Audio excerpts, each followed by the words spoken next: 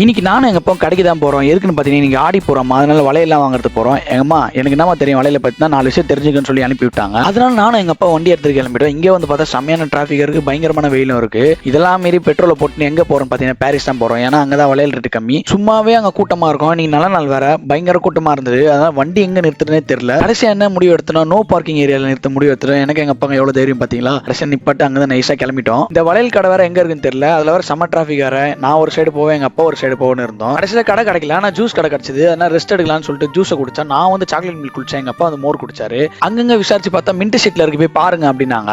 கடைக்குள்ள போய் பார்த்தா பயங்கர கிரௌடு, ஃபுல்லா லேடிஸ் தான். பையா கிட்ட கேட்கறேன், பையா எவ்வளவு டசன் அப்படின்னு கேட்கறேன். 250 300ன்றான். பையா எனக்கு அவ்வளவுதான் வேணாம், 150 180 காட்டுன்னு. பையா நோ சான்ஸ் பையா, ஒன்லி ஹோல்சேல் அப்படின்றாரு. என்னத்த சொல்லிட்டு நாங்க வேற கடைக்கு போனோம், அங்கேயும் செட் ஆகல.